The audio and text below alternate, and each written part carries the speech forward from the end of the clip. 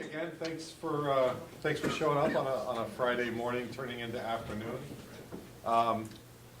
We have a great guest facilitator today, Hal Stillman, and I'll let him introduce himself in a little bit. He's going to be helping us out today, but so you don't have to listen to me, which is always a bonus. But one of the things I think that would help, since Hal hasn't met everybody, is if we could go around the room and introduce yourself, and per Lisa's suggestion, which I like, I'm going to give her the credit or the blame, Yeah, you'll hate me is for it. to say, either what you've implemented since the last two classes, whether that be thinking about ways to look at customer discovery or opportunities for funding, or what have you done for internal networking over the course of the last couple of weeks. So if you can introduce yourself, what group you're in, and then talk to that. And you're on the hot seat.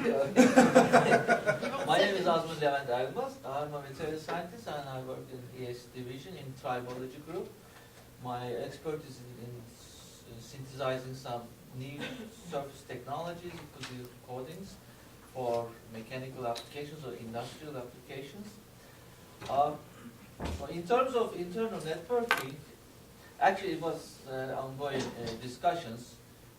Actually, I just talked to another person in my division, but in another group, that we will do. They have some interesting capabilities, like atomic laser. That person was in Jeff Adams' group. Yeah. So we will do some tribology testing, and I see some potential use of their technology on my current ongoing project, but there could be some future opportunities. So Great. these are like, it's a seeding level, and then you do some curiosity experiments, and then you go from there. Perfect. That's great to hear. Elena? Alina Chasman, I'm in the X-ray optics division, and my interests and specialty are in X-ray optics, or the part that are crystal optics, mostly preparation, fabrication, surface polishing, finishing. So I'm not good with tribology, but I don't want to admit it. We should talk. We can talk. What am I supposed to say about networking? Well, Yeah, something that you implemented. Yeah, exactly. From What have you all the implemented? previous things you've come from. It doesn't have to be networking. It could be anything that you tried to do after. I'm notorious for trying to connect people, inside or outside, and be helpful in any way, whether I benefit from it or not. Mostly when I'm not, because if I feel like I will benefit, I feel very awkward pursuing my own interest.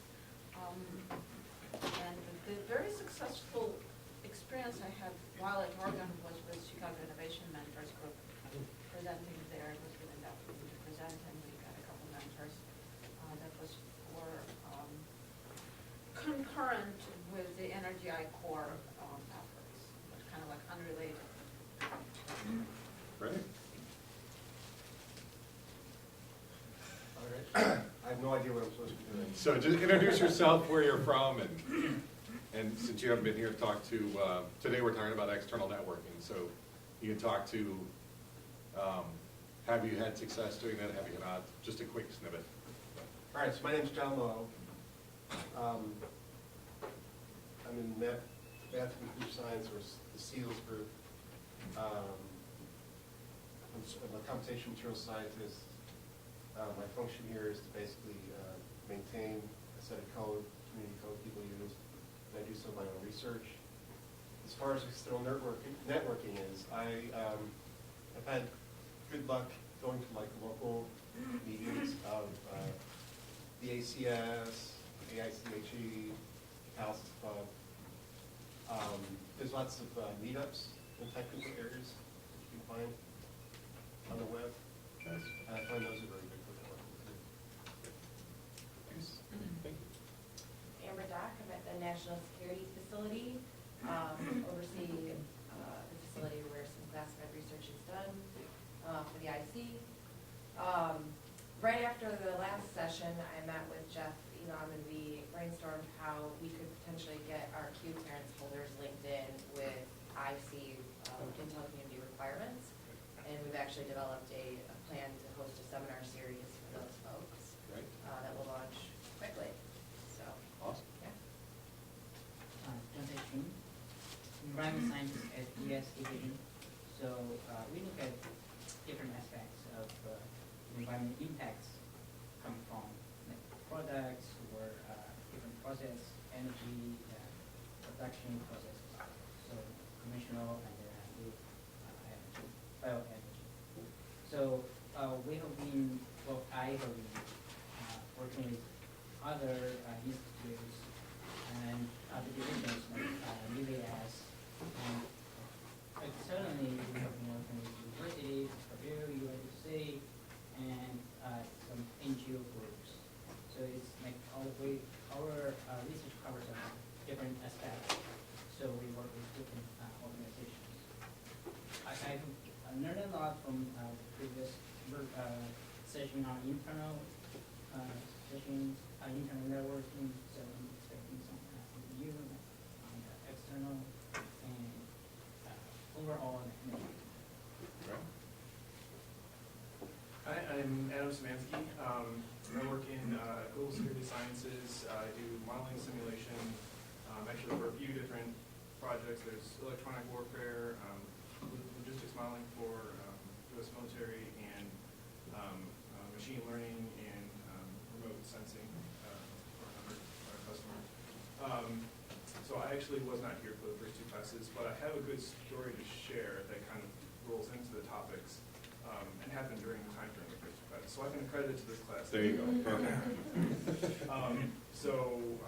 I subscribed to a whole bunch of email lists that kind of talk about things that are going on in the defense world and upcoming proposals and things like that. So one of them that came through was a DARPA proposal for what's called Sigma Plus, which is the first increment was Sigma, distributed rad sensing over a large urban area. And they were doing a follow-on to that Sigma Plus where they were talking about adding chem and biosensors. And so I got this email in. It wasn't one that was publicized through the Argonne email that goes out for new projects. So I reached out to a few people in the lab that I thought would be interested in the rad sensing and keep Ken Fostick. And was able to pull together a group quickly before the Proposers Day came up, and were able to send someone to the Proposers Day to really, that's, when these large BAs from DARPA come out, it's really critical to be at the Proposers Day, because that's where you network with people, that's where you try Externally network, yes. So we were able to quickly send someone out to have presence there and find out what everyone was interested in. And then that person came back and kind of gave us the laydown on what they're really looking for in this particular proposal. And we all have the feeling that there are people at Argonne that work in the chem biosensor space, but at least all the people that we've talked to so far really don't know who those people are. So I think it's very apropos that this the topic today is trying to do internal networking, because we have the feeling, we've heard, and we'd like to find out who at Argonne would benefit from the exact thing that DARPA was looking for. So that's my story.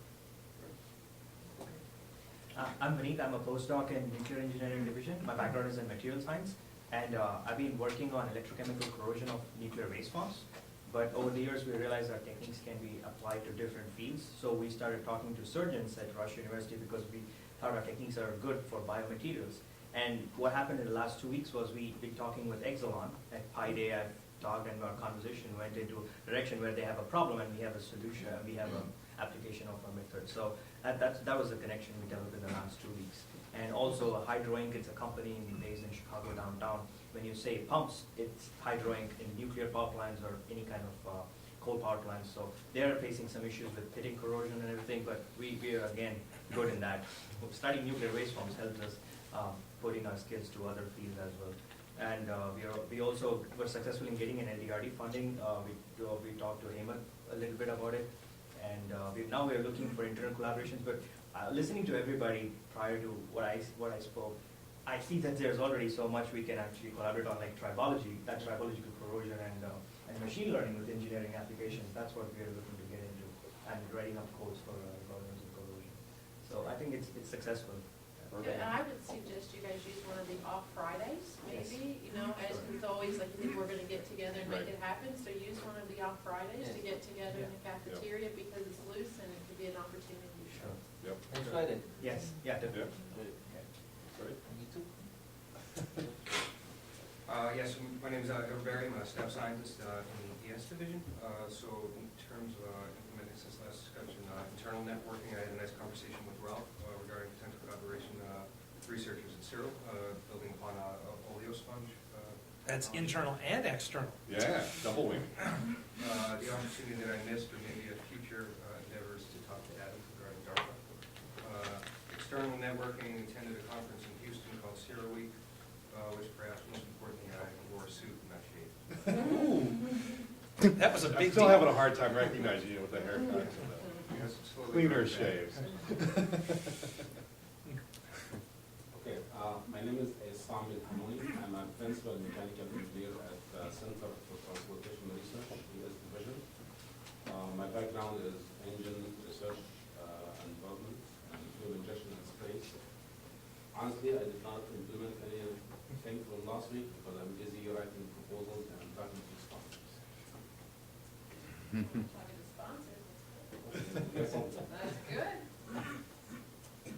My name is Lee. I'm from LSL, Leadership Computing Facility.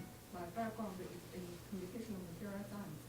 So, like, I didn't attend the last week's session, or a week before last week's session, so I don't know, like, whether I'm doing the right activity for it.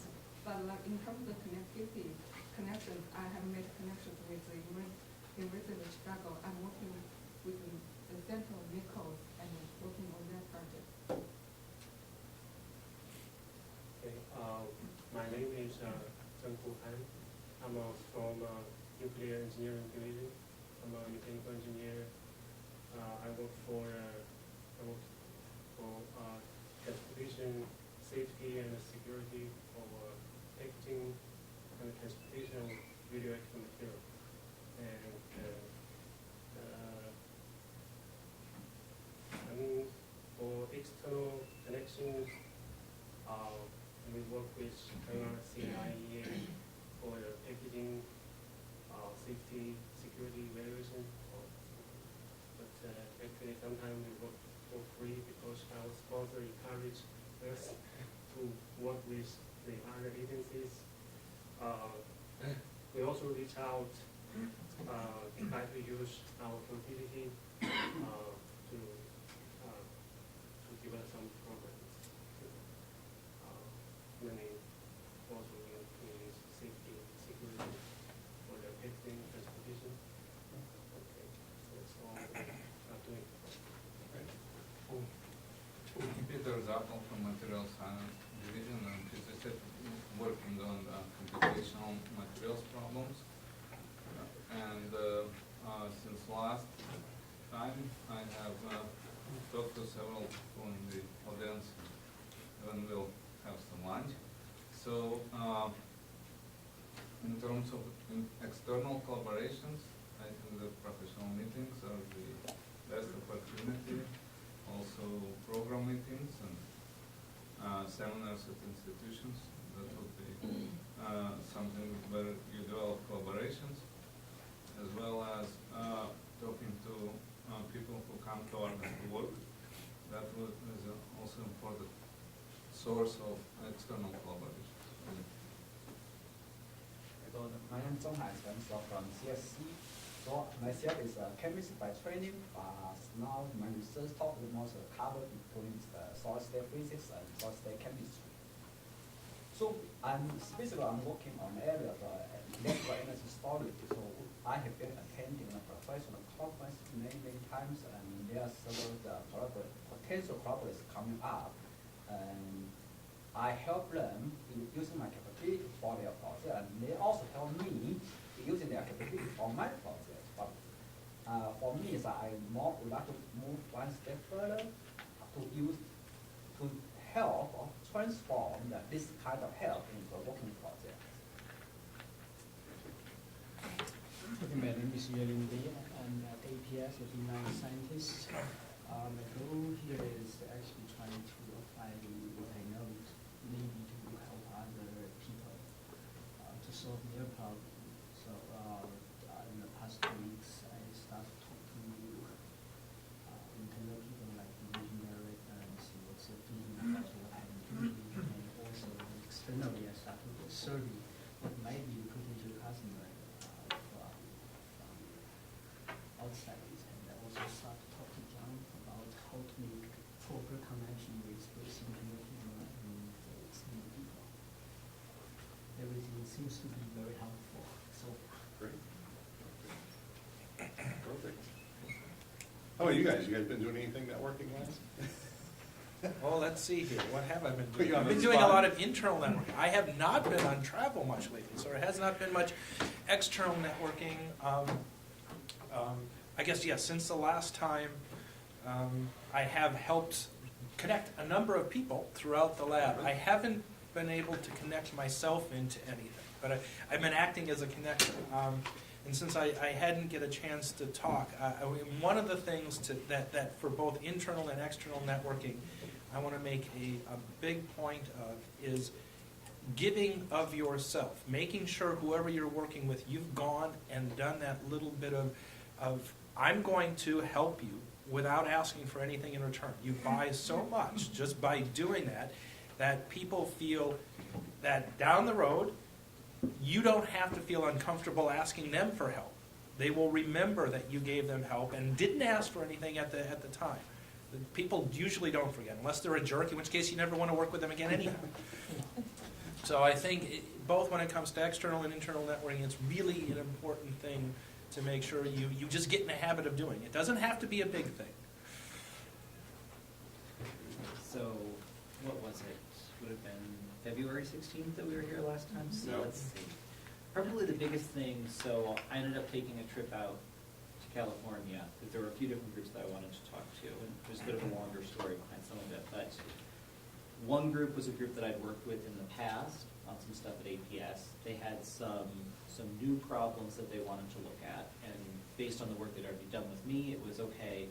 They understood to some extent what they could get, and they were interested in collaborating on something really new that we're interested in, a different kind of combustion system we haven't looked at before that's kind of a hot topic right now.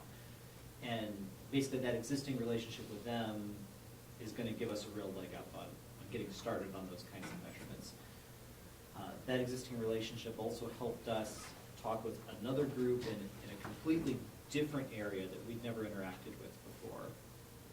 They actually have done some work with the Advanced Light Source, which is kind of a competitor to APS. And we actually had a very fruitful discussion of, okay, what kind of stuff could we do versus what could be done at ALS? And they were very interested. They're sending some prototype parts for us to scan with the X-rays so they can design something that'll work at APS. And later on in that trip, there was another group at Aerojet Rocketdyne, which that was an interesting one. So I ended up going there, and again, my contact there I got through an existing collaboration I had with someone. They knew a person at Rocketdyne, so that I had kind of a point of contact. It wasn't just a cold call. And discussed what we could do at APS. They were somewhat interested, not as excited as I would have liked, but they actually had a small business partner that they've been working on SBIR that was really interested in the stuff we were doing. And so we've actually been working on phase 2 SIBR proposal with that company the past couple of weeks. That's going to be some interesting stuff if that all comes to fruition. But again, that's all, it's kind of funny, it's this sort of chain of you develop a good relationship with someone, that gives you an entree to start talking to the next person, to start talking to the next person. Perfect, thanks. Hal, it's your show. You want to introduce yourself?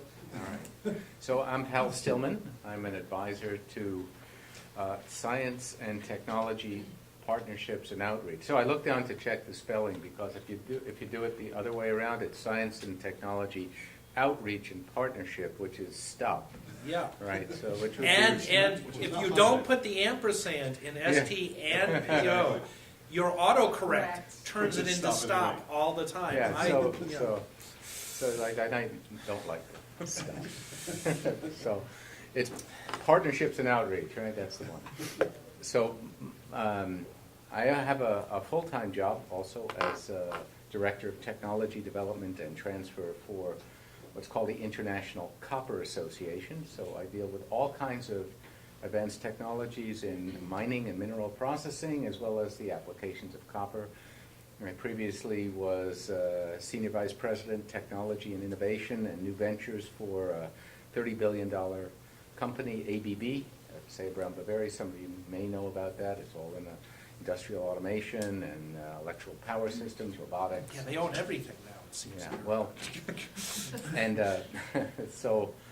and I was a consultant before that in advanced technology, product and process developments across a very broad range of industries. So I've been working in gaining funding for organizations or giving funding to organizations to do research since 1978. Well, actually, maybe even a little bit before that, but directly interacting with people in an external basis. So that's what I'm going to be talking about. Just sharing some experiences that I've had for the next 20 minutes or so.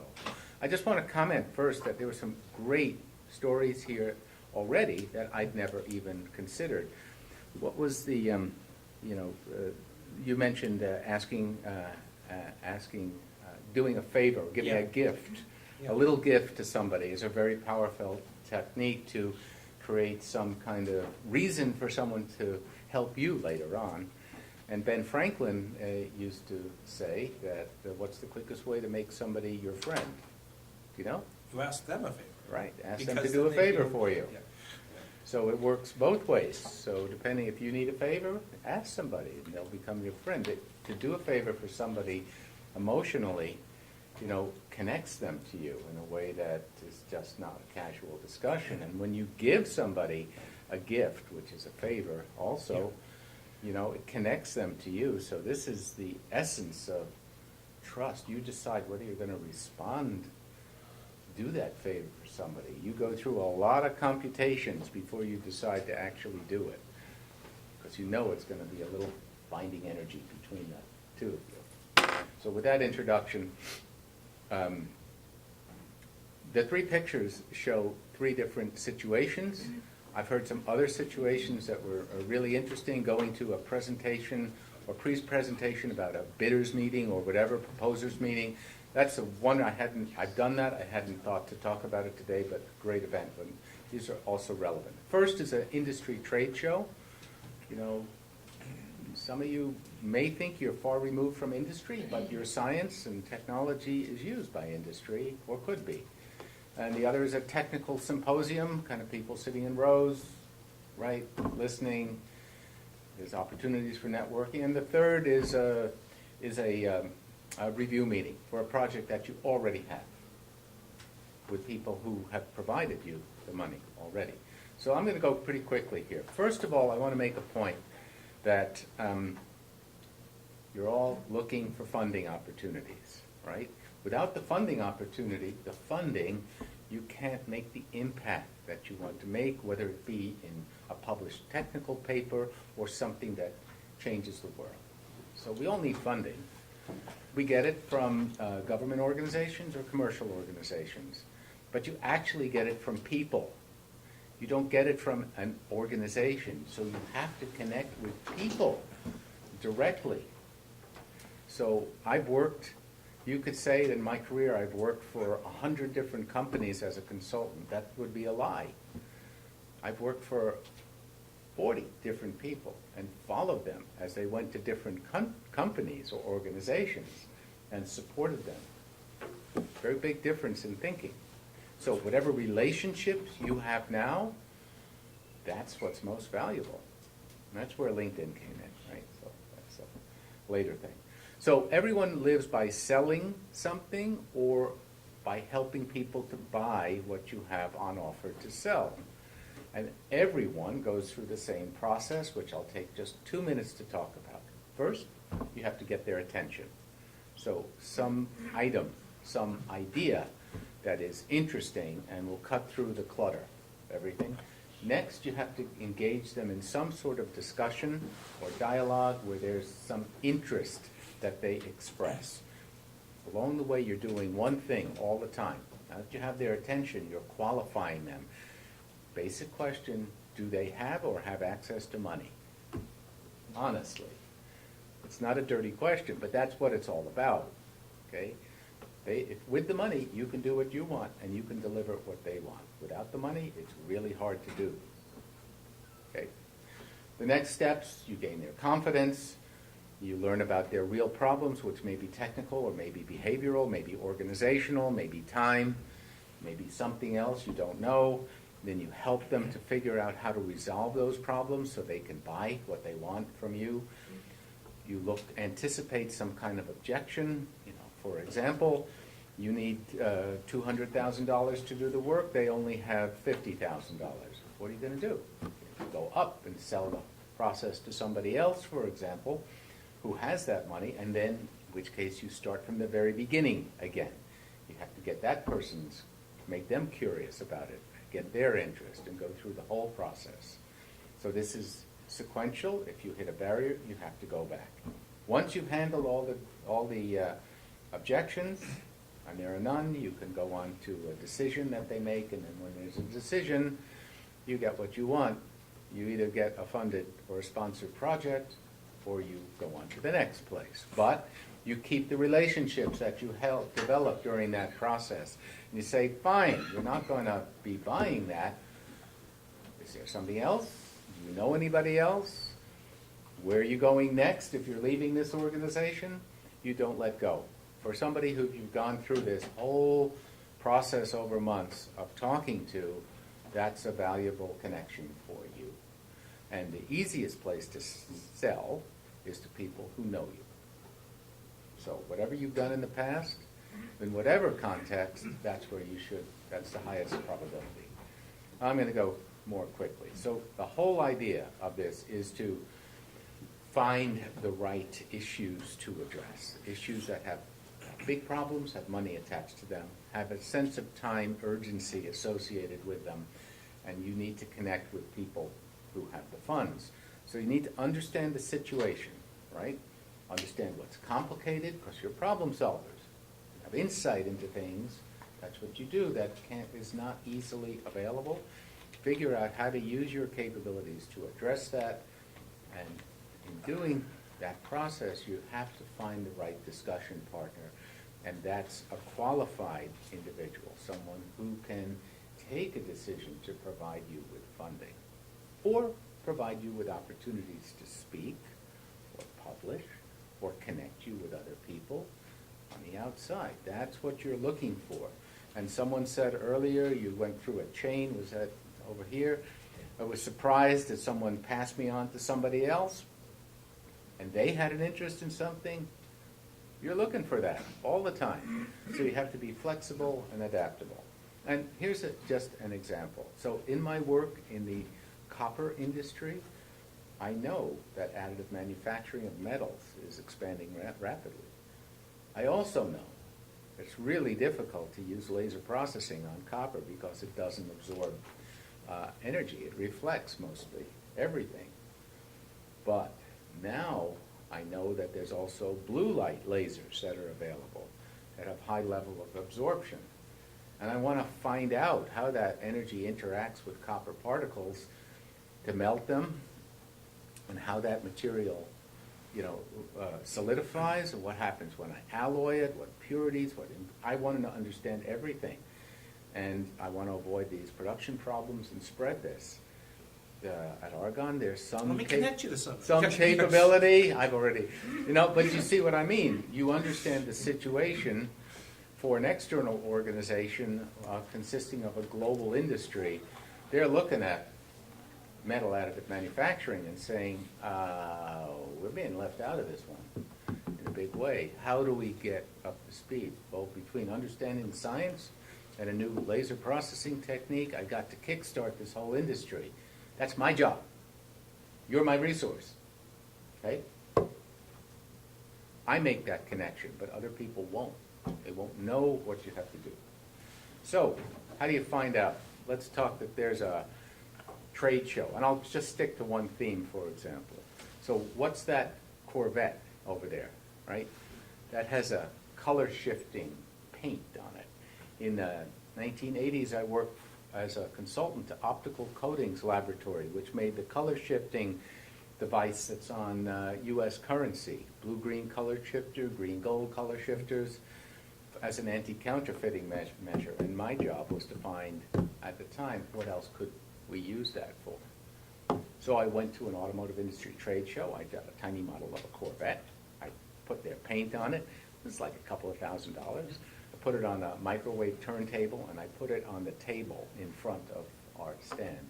And I had everybody from every automotive industry attracted to this thing because no one had ever seen anything like it before. The car was changing color from every angle. All kinds of interest. Okay? So the first C, curiosity item, attracted attention, cut through the cover. So, and then, you know, what I call a probe question. I want to get right into somebody's mind right away. So, what I might say, I see you're interested in that color shifting paint that we have on there. He said, that's paint? I said, yes, that's paint. So, do you know how it works? So a little bit of discussion. Meanwhile, there's a whole bunch of other people listening, right? I'm not talking to that one person. I'm talking to everybody. And I'm watching everybody's reaction. And I'm looking at their badges. I'm trying to figure out who's a potential buyer. Yes, I'm answering the question, but I'm multitasking at the same time. And I've been to qualify the discussion partner, the guy who I'm answering. He says, do you have an interest in investigating this further? And I'm looking at him, but I'm watching everybody else. I'm trying to find out people. You know, would you like a sample? Do you have a part we want? Do you have, you got the idea, right? So that's as an exhibitor. I just went to the ARPA-E exhibition, and there's an argon booth there in Washington. I don't know if anybody was there. I didn't make it. There was a piece of paper on a table. That was it. Nobody stopped. Nothing. Nothing. So that thing turning What did around. they ask you before they went? So I'm just saying, you know, you never know what could happen. Argon could have had something there. I don't know what they did. Anyway, that's the story. So Actually, that's a good point of, as a networking opportunity, because there's 3 or 4 or 5 people who must have gone. If you have an RPE project and you're an RPE lead, you're supposed to go out to that. I mean, it's not a given, but it's an expectation. And so I know the person who's you know what leading RPE is, everyone? Okay. Advanced Research Project Energy. Is this during the show? Is this during the show or during the? There's a technology showcase. Yeah, there's a technology So that's during the showcase. time Yeah, where that's the going. Yeah, That's out there, and that's there's also all kinds of presentation people coming out. attending this thing. So there must have been 5 or 6 people from Argonne there at least. If nobody is far enough along on an RPE to put something more than a piece of paper, I'm surprised. Anyway. I know our project, we've got nanoparticles, so you'd have to have a microscope, but you could have done something more than just that, than a piece of paper, yeah. Yeah, so you have to think creatively to cut through the clutter, get the people clustered around your exhibition, get their attention, draw them into conversation. And as an attendee, your objective is a little bit different. So let's say you find something that captures your attention. Well, you're trying to figure out, how can I connect to that? Or who can I connect to that? So what did I do? I have an advanced heat exchanger in an ARPA-E project that I am part of in the copper industry, right? So it's most effective, smallest, most compact, highest performance heat exchanger. Don't ask me about it. Okay. And I see Afterward. and I see somebody's trying to develop some personal cooling device and has to reject heat. And I'm looking at the two, and I bring the person over from that booth to my booth. I'm not there. And I start the conversation going between it. Guess what? They're going to 3D print this heat exchanger inside their cooling device in the next iteration. So we have collaboration among 2 ARPA-E projects. You're caused by thinking that. So as I will go around and look at things, I'm thinking of the scientific basis before. What am I going to talk about there? How does what I know relate to what they're doing, and how can I get them to the next generation? If I can't think of that, I can't think of what, I just move on to the next one. I usually take a course around the whole thing write down notes of what booth numbers or whatever are worth visiting, what people are worth talking to, and then I go back and spend much more time in a deliberate fashion. And normally I'm at a show with some colleagues. We go through, we compare notes, where the places are that are useful. We spend time there, we come back and we compare notes, and then we look for random inputs. And if you're talking to a person at the show who's just a salesperson, for example, you ask, who's the right discussion partner for understanding how computational science could help you develop the next product faster, or whatever, So you're always asking for referrals. That's how I deal with a trade show. A technical meeting. Okay? So I'll give you an example. I'm at a technical meeting at the Purdue conferences on advanced heat exchange, which happen every 2 years. It's the premier event in heat exchange technology and compressors and everything like that. I haven't seen you there. Yeah. I miss you. There's scientists from all over the world who attempt to present their work. I say attempt because it's a really, many don't do a good job of making their work relevant to anybody in the audience.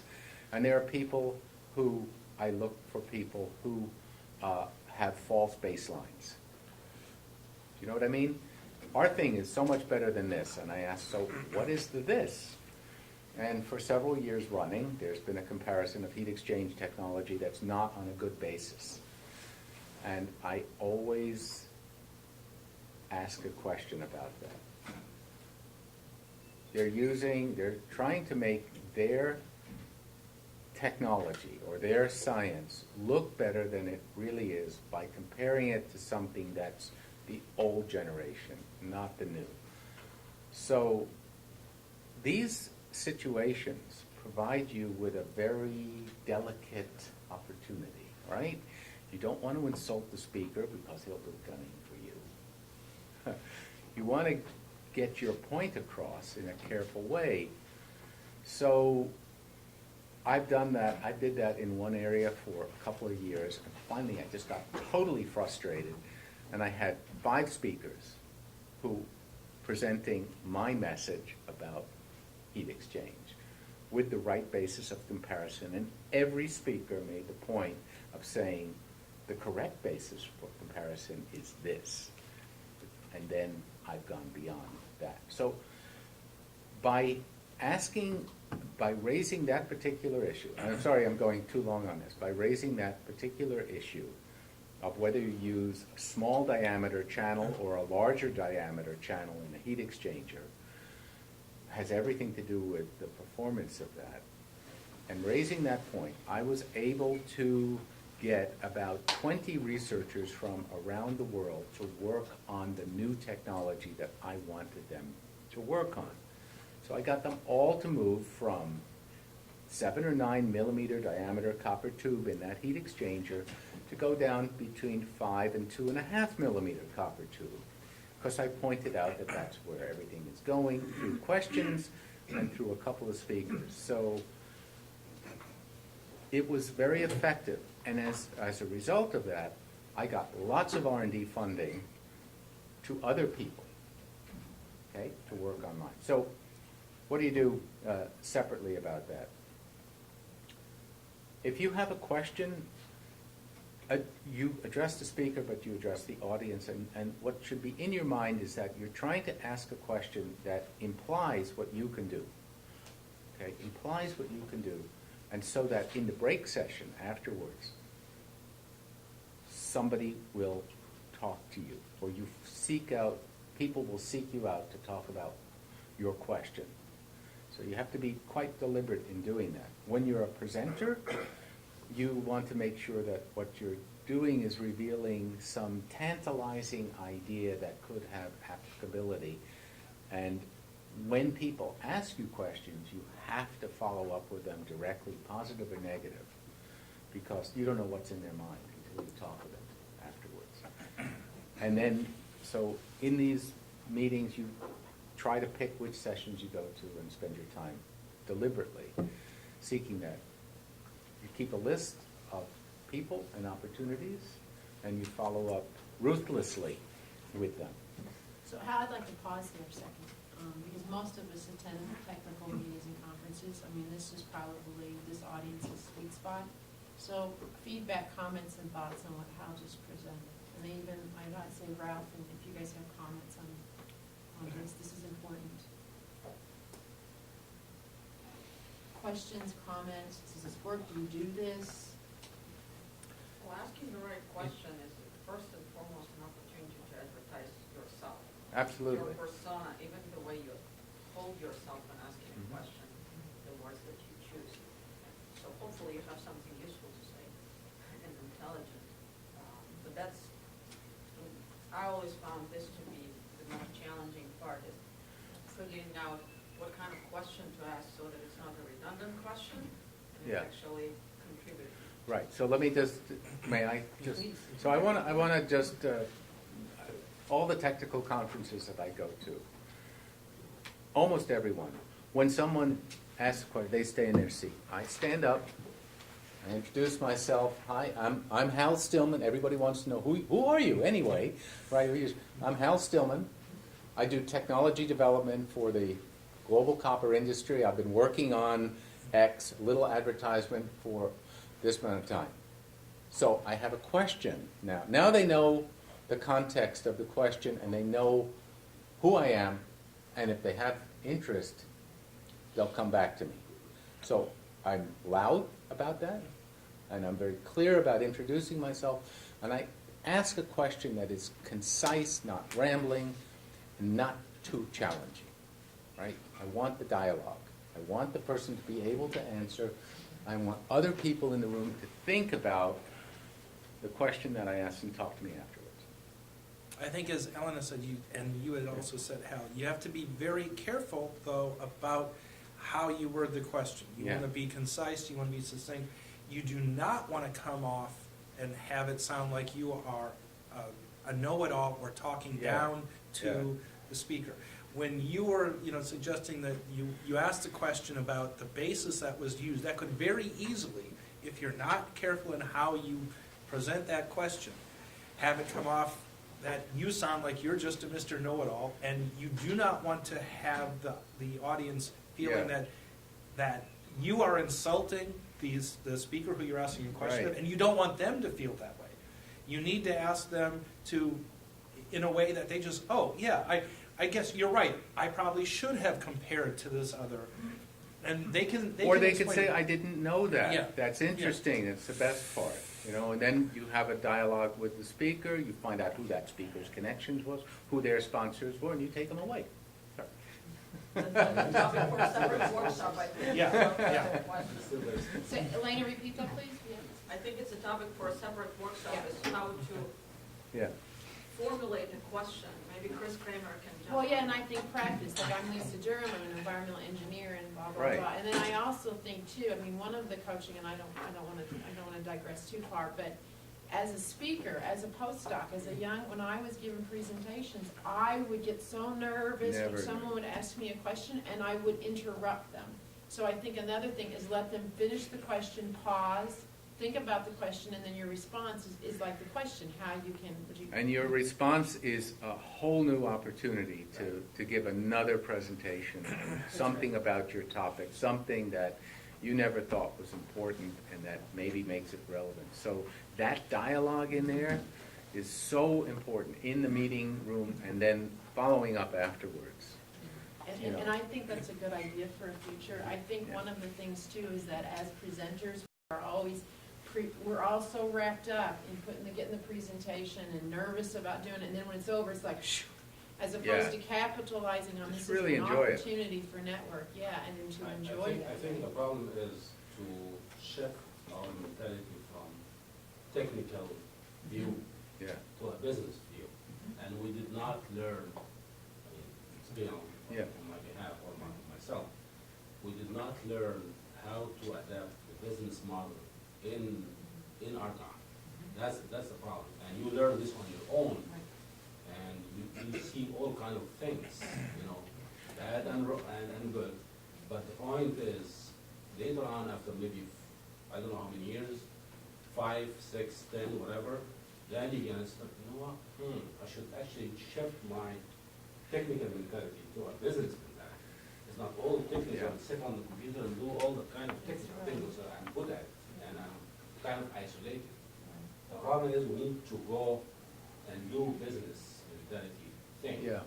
And the problem is, you know, the managers and the staff under him, he kind of like supervisor or managers take the business view and they press you with the technical issue and problems so hard, so you don't have even time to think about yourself to go from that technical view to a business view. And this is actually, I think, in my opinion, this is the most critical thing that here at Argonne. If you look at Southwest Research Lab, they have business mentality, or maybe 50-50 technical business mentality.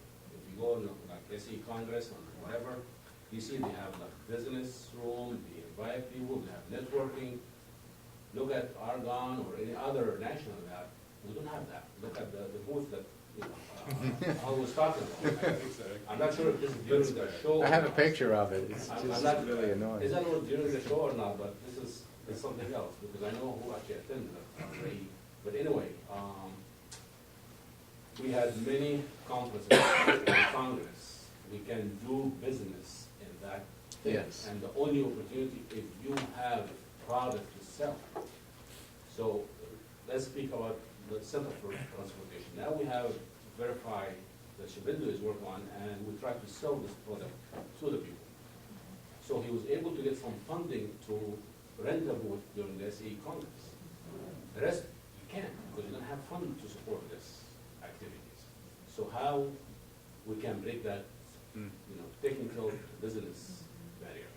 And I think it's how you talk about it, right? I mean, I think that's what Hal's part of your pitch is that, yeah, you do great science, but you want people to come to you and say, I want more of what you do, You right? did not learn the business activities here at Argonne. That's the problem.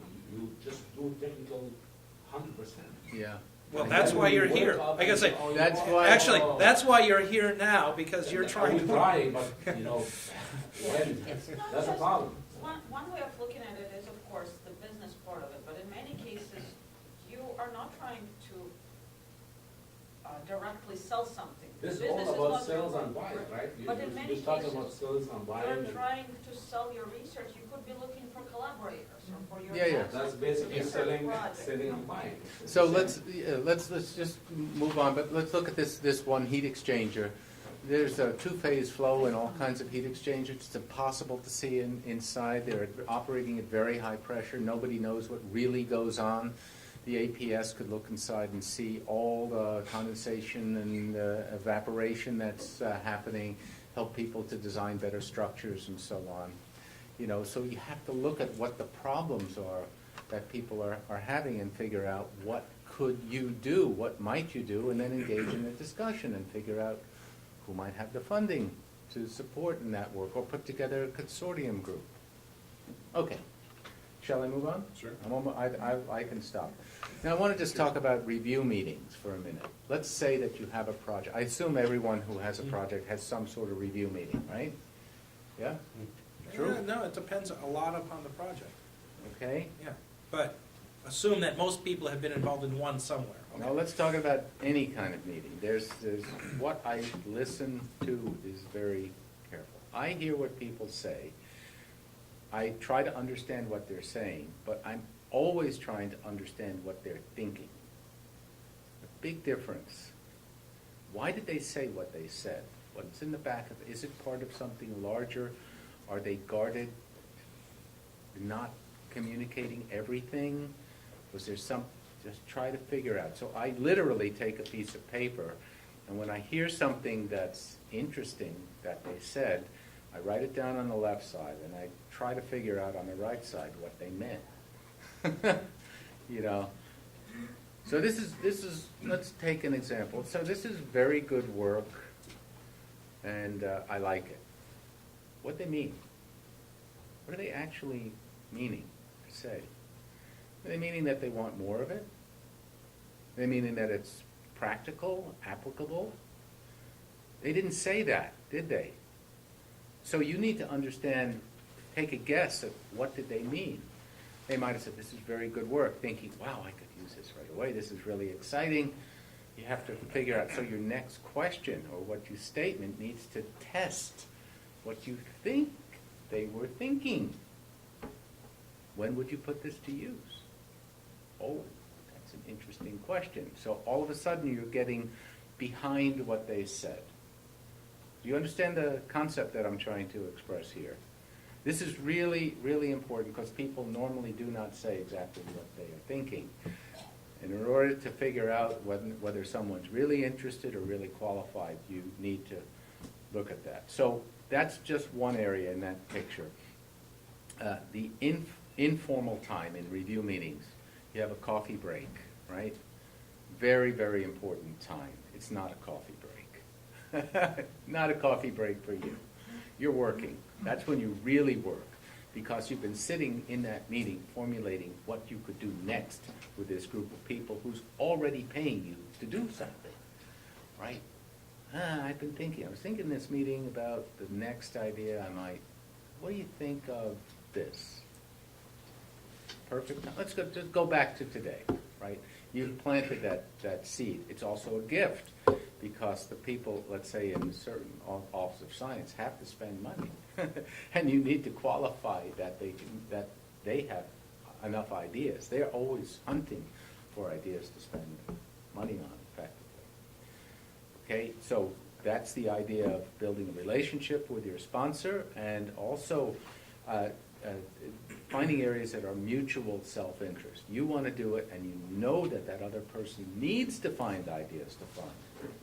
They need to have provocative ideas. So it's a mutual helping people to buy situation. Any follow-ups? If you've seeded an idea, you need to write afterwards or communicate with the person about this idea we discussed. You know, I've been thinking about this a little bit further. Here's what it would look like. Should we be discussing this further? And again, the last point is much easier for people who know you to buy more from you.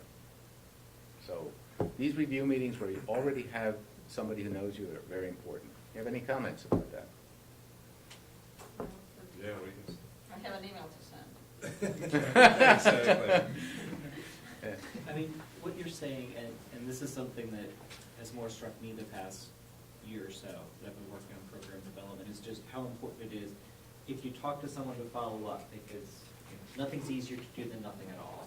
So you can have a discussion at a conference or a meeting, but if you don't take responsibility to follow up, the other person's probably not going to take responsibility to follow up, and then it was pointless. There wasn't a lot of point to it. And that's something I've been trying to be a lot better with. And your point about the coffee break not being a coffee break, I'm thinking conference I went to back in December, and it was just about every meal at that conference I was having lunch or dinner with someone for a particular reason, for discussing some collaboration that we were going to do. You know, one lunch was talking about the program manager from ONR to discuss, and you know, that conversation in particular was incredibly valuable because, okay, he was just free-form talking for half an hour. And it's okay, this is what the program manager cares about. So I wish I had my notebook with me to write this all down, but Listen to what he says and figure out what he's thinking. Also, yeah.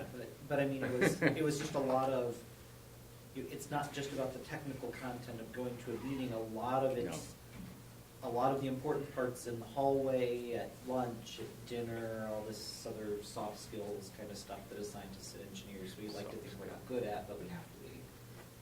I also know that how important it is to realize what their personality is, because some people have the ego, or most people do, and you can hear that, like, oh, this person really wants you to, you know, talk to him directly and independently of any other proposal, so they want you to ask him for a favor. They don't want you to submit it through the formal channels, for example. They're really, I had this conversation actually a couple of weeks ago with someone, and I realized, oh my gosh, the mistake that someone did, that they did not reach out to this individual separately, and they just went through the formal channels. Your point about ego as well, and it's getting back to a little bit to the discussion of questions you ask at a conference and how you do a presentation. It's a balancing act, because you don't want to hide capabilities that you have. You you want to put your best foot forward, but if you go too far to the point of telling people that you can do things better than anyone else and you can't, or you end up insulting the audience, that doesn't go well. There's a person here at Argonne actually, who went into a meeting with a bunch of engine researchers and said, he was showing his results, the wonderful results, said, for the first time since Rudolf Diesel, we understand how things work. And this is to a group of people who've been working on engine research for decades. And I can tell you it was not received well. And you know, despite how great his results were, you know, he could have couched that in a way that would have shown how good his results were without insulting the audience. All right, so I'm worried, concerned about timing now. I'm going to skip a little bit here. Sure. Okay. So we could talk about the next event. Okay, so who knows the next event that they're going to be attending? By just a show of hands. Next event, trade show, review meeting, or whatever, right? Okay. Volunteers. What would you do to make sure that you succeed on your quest? You have a quest, you know what that word? A quest? Like a heavily devoted activity to get to where you want to go, which is a new sponsor or additional funding from the same sponsor. So what'll you do differently at the next? What might you do differently at the next meeting? Next event. Name an event. I will go. Okay. And I had this discussion with you when I was yes. when I was talking about trying to put forward the program that I've been developing. So I'm going to be going to a Smart Cities Connect Expo in Kansas City, which is going to have lots of different city officials along with lots of people presenting about smart cities. And with your discussion of, you've been talking to lots of people, are they the people who actually sign the check as opposed to people who work for the other people? And so I am going to, both before the event as I see some of the people who are out as speakers, I am going to be targeting specifically meeting up and talking with and asking questions of the ones who I know might have a purse. Mm-hmm. Good. Useful. Alan, you were going to say? Sure. So the next event I'm going to go to, which I just literally found out about yesterday, it's a multi-agency combustion review. It's happening in early April. So I ended up, it was actually a collaborator I have, got in touch with the program manager at AFOSR, and he wrote me and said, well, would you like to come to this meeting? And of course I'm saying yes, I'll come to the meeting and talk. But that's someone, he's a very big name in terms of funding in the combustion area. So my goal is to show what we can do at APS and to try to sit down with him and one of my other collaborators who's doing some work with him already and really lay out, these are the kinds of things we can do at APS. This is what we need to make this stuff happen. Okay. Well, my next event is on April. It's a conference, international conference on codings, on metallurgical codings and thin films that I attend for the last 18, 20 years. So I guess I'm a little bit lucky. So I'm in the organization too, so that means I will share a bunch of sessions as well. But most advantages to me is I know the audience there who attends there, and I know that many people come from industry, from Europe as well as from the Asia side. And typically particularly for that conference, so since I attend for a long time, I already arrange some initial business meetings before the conference. Yeah. Okay? So a bunch of maybe business lunch or just business meetings already arranged before I go there. And also I don't really take the conferences just only the specific topic talking, the questions or whatnot, but most of the time I'm more busy on the meetings, discussion with people. And I can divide that discussions into two groups. One is, for example, if I'm engaging with someone that I don't have a past relationship before, so it's more like an introduction, getting to know each other. what we do, obviously. And also, typically, in the conference, especially for the conference, either I meet with people from academia or technical people from the industry. So when it comes to people from academia universities, these are great opportunity to do collaborative work. For the industry, the people that attend there is mostly technical people, but most of the time they are not the decision maker in terms of money. Okay, so you typically get their engagement from the technical subjects. But if you have a chance to talk a higher level, let's say money decision maker person, it happens to, I think you need to fine tune your talking points accordingly. So probably you will talk a higher level and try to structure your subject talking points from that person's of view so that it will create an appealing case. And that's one thing. I mean, first introduction type of, initially you engage and then you talk, give information back and forth. And then, very important, you have to follow up. It's very important. You have to follow up, period. For the other type of discussions, which is like you know those persons and then you do some little bit work, but maybe you need a little bit, things change for since last year or previous years. You have a meeting with them. It could be a lunch or dinner. Those are more detailed meetings to me. And for those meetings, typically I try to get at the end of the meeting, I would like to get action items. I'd like to receive some action items. Those are very important in my case. I mean, because it helps me how to structure that relationship and turn into a project or a collaboration. Yeah. May I just, thank you. This is very interesting. So there's one kind of discussion with technical people, right? And who don't have the budget, who are interested, but they have a role in their organization to report on new developments. So you have to partner with them.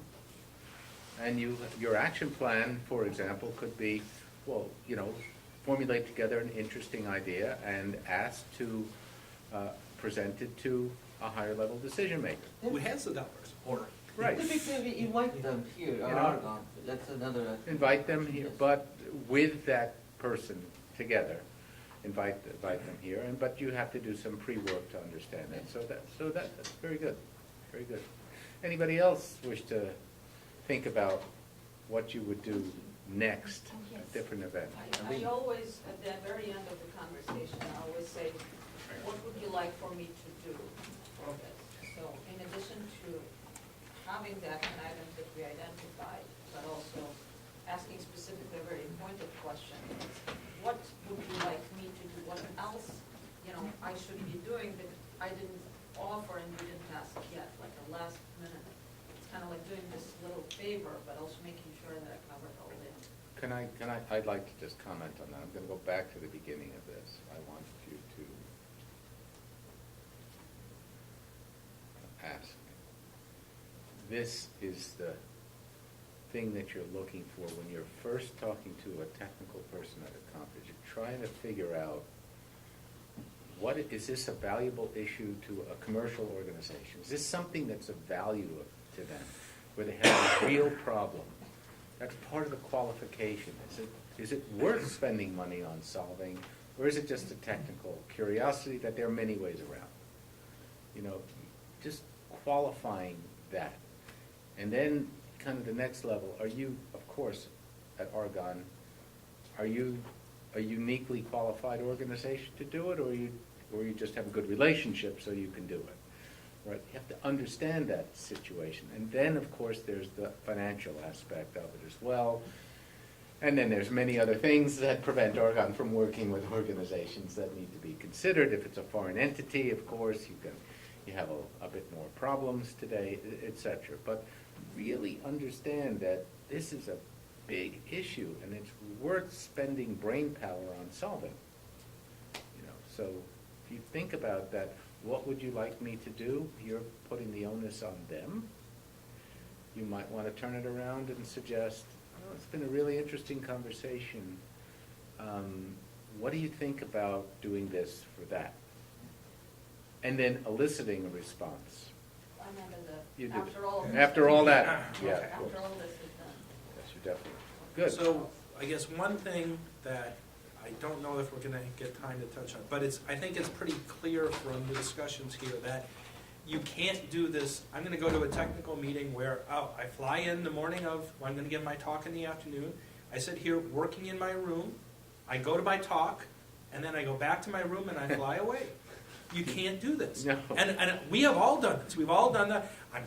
You come in the day before, but you're sitting here working on your report. You are not out talking with people. Oh my God. But it is not. I think it needs to be reminding. So when you're going for a project, so you actually have a cost code that you can charge us to. Do not just You admit do to the actually morning. doing that. Oh yes, No, we all everybody do. always done that. How we all do. I mean, Really? Don't in fact, a lot of Get your, I was gonna You say, realize so it's how one of much these things, time it's and a 5-day expense you're- conference. Can you stay for all 5 days? No. Usually not. No. But don't do come in at 10 o'clock the night before, give your talk and fly home if you want to use this meeting Yeah. for any of these external networking. And now comes a question of how do you get to that other type of meeting, to the expo? Unless it happens to be in conjunction with a technical meeting, we often don't have dollars. This is where you're going to have to go and ask for program development funds. Yeah. And you're like, I don't, my supervisor won't do it. Well, if you won't ask your supervisor, then you need to try to talk with other people in business development to see if something can be worked out.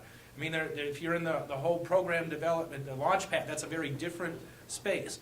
But if there is an opportunity for more than just you, there may be other people at Argonne who can go and represent you. That's one of the things to look for at these expos. Especially, can I interject there? Yeah. If there is a booth at the expo, Yeah. right, and you can say, I'm gonna go and represent Argonne at the booth, that's a different pot of money that you can go, especially if Argonne Yeah. wants to have representation there, and then you're responsible for having those conversations. Just don't go and print out a little piece of paper and leave it on the table like it was done at RPE. But that's something, it is not, I know how uncomfortable you can feel doing it. And I will also guarantee you, it gets much easier to ask for those funds after you've done it a few times. Not because everybody remembers that you did good work or not. Oftentimes you have to show that. But you just feel more comfortable in doing the asking once you've done it a few times. I think the product this is Yeah. slightly Yeah. off the tangent. The program development people need to be friends with the educational outreach people, because Argonne Educational Outreach sent 2 people into my son's elementary school science expo last month, and they did the Oleo sponge demonstration. It was the most amazing thing I've ever seen. And I don't think if they put that on the ARPA-E table, I think it would have been a hit, just because adult people are children at heart and they like to play with things. Yeah, that's a good. Like that car. Yeah, it doesn't have to be the RPE project. You put Right. something out there. It doesn't have to be what you're there representing. It's a curiosity item that attracts somebody's brain, you know? And so I did packaging development, you know, I did a lot of studies of what attracts people to look at things on a shelving, you know? Any kind of movement. That was one of the areas where we took the technology there and we put it on some packages, which you'll see today. Anything that ships, your visual system just really responds to. So I guess one other thing as you were spending, and you made a big point of listening, and listening carefully to what people are saying, what they mean, but also listening for things that may have nothing to do with your research. This goes to the whole internal and external networking, where you are a conduit. The whole idea of, I said, give a favor. One of your favors that you can do when you're out at a conference and you hear that, oh wow, there's somebody over in material sciences who I know is working on that area. You don't have to go up and ask the question, because maybe it's not your area to ask a question during their talk, but you go up afterward and say, do you know this person at Argonne who's doing work? I think it might be a good thing to get connection. Once you start doing that, once you become a connector, other people become a connector for you. It is something that builds upon itself. It's when you are known as a person who's a connector, people come back because they know. One of the things that you're trying to make connections, people are often wary. Are you trying to take away my sponsor, take away my dollars? People are very guarded about their own research and the connections.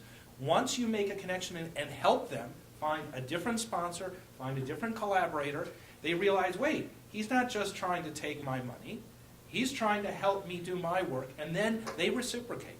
This has happened. I have run into 3 or 4 people who have been known to be very protective and not talk about their sponsors. I've been able to help them, and they have referred to me. I mean, some of it has turned into proposals or collaborations, some of it hasn't. But it came just from the fact that I went first to say, here, let me connect you up with somebody over in this city, in their transportation department, and they remembered, and they did the same thing for me when it came to buildings in another city, and they were at a talk. So you really need to take that first. This is where I said you do a favor for someone, they'll remember.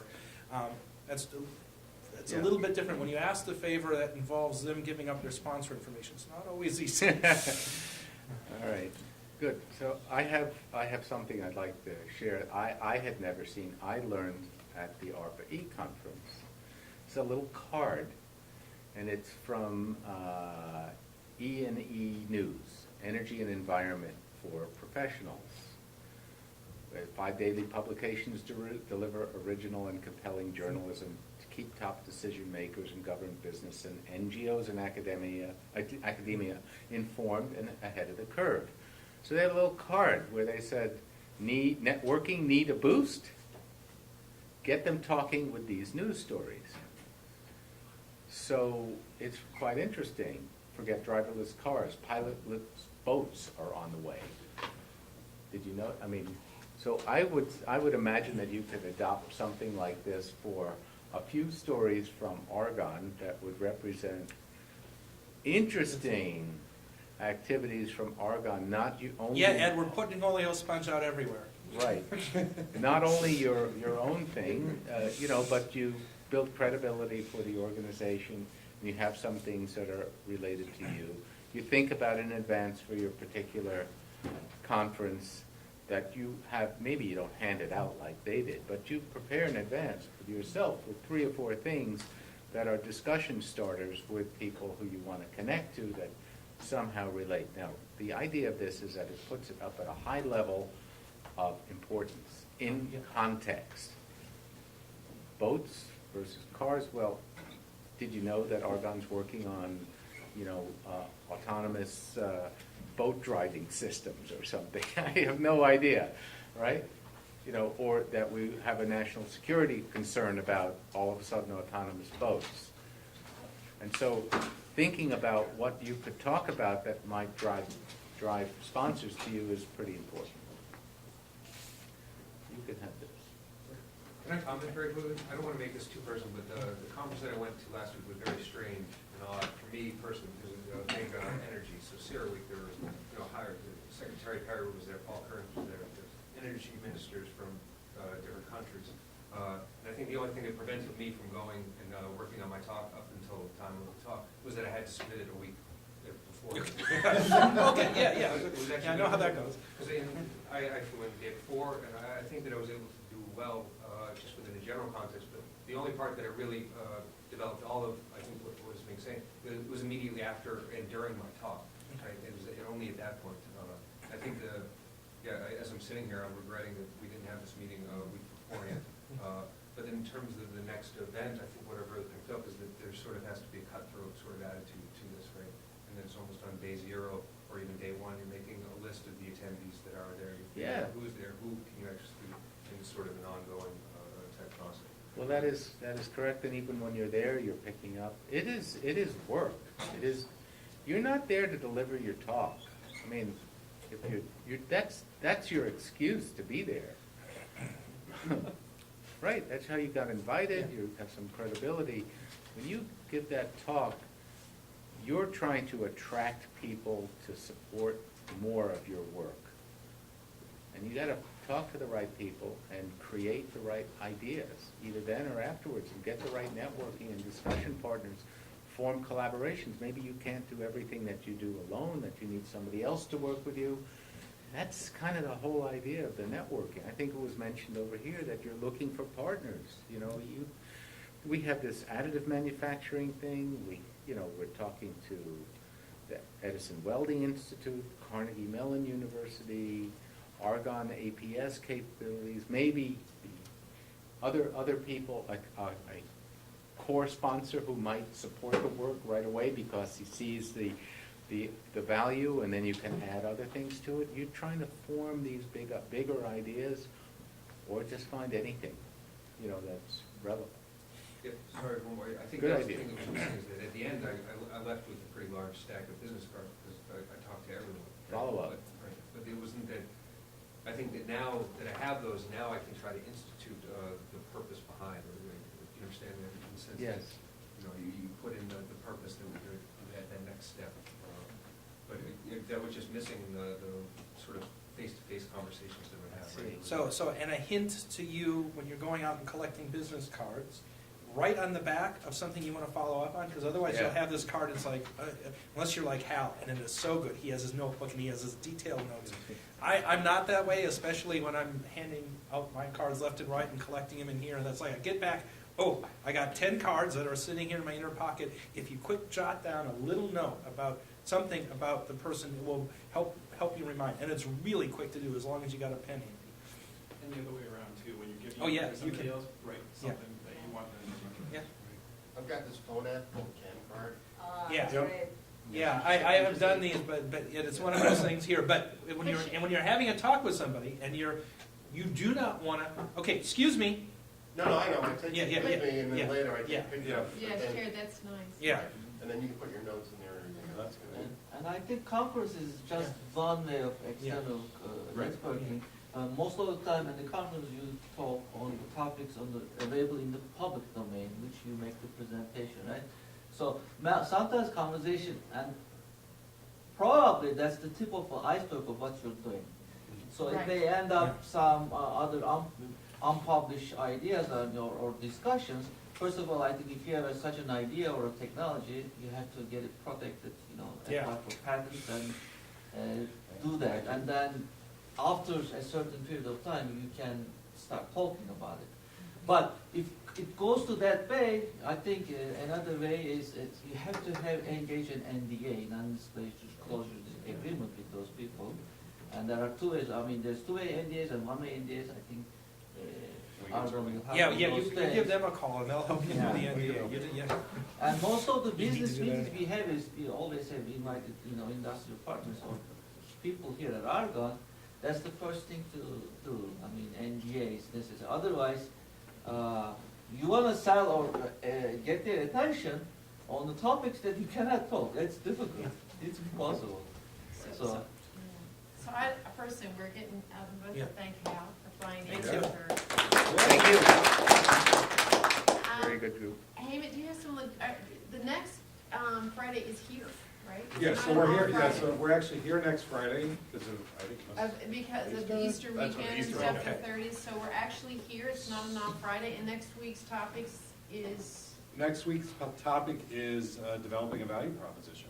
so please. So please come, and we'll have a guest facilitator will be Jason Carrizo, who's out of the Polsky Institute down at the University of Chicago. So works with sort of startup organizations, understands developing a value proposition quite well. Should be really good. So so that'll be good. Then we have the week off, and then I want to do a poll and think about it, and you can get back to me on it. But he unfortunately has a scheduled conflict for the next two sessions. So we have a session on April 6th and a session on April 13th. Which are obviously our normal Friday at this time. So there's three options. One is you can listen to me instead of Jason, and after you see Jason, you won't want to do that one, but that's an option. So there's that option. One option is, can we do this on the Thursday before? So it would be the April 5th and April 12th. At So lunch. At lunch again, at the normal lunchtime hour, but do it on Thursday instead of Friday. So check your calendars and look at that and let us know. Or he can do it earlier in the day on Friday, say at like 9 o'clock in the morning on those Fridays. So I think we will send a doodle. yeah, poll I'll out, send it. Yeah, and you I'll send can it. check, but just that we wanted you to look at your calendars, and again, these are for April, this is not next week. Yeah, next week we're normal time, and we're actually here, so we don't have the off week next week with the holiday and everything. And Jason is confirmed for next week. Yes, Yeah, Jason is Jason will be confirmed here for I next thought he week. was going to be here today, Pardon? I thought Jason would be here. No. That's the only reason you came today. Don't listen to him. Sorry, Hal. She wanted Jason. He's gotta learn that early. Yeah, she was probably hoping Jason No, I gave said him one. us too. Yeah, and you know what, I think we ought to give Ralph and Alan, because they've been here with this. Yeah, exactly. Thank you so much. Two times. How are you doing?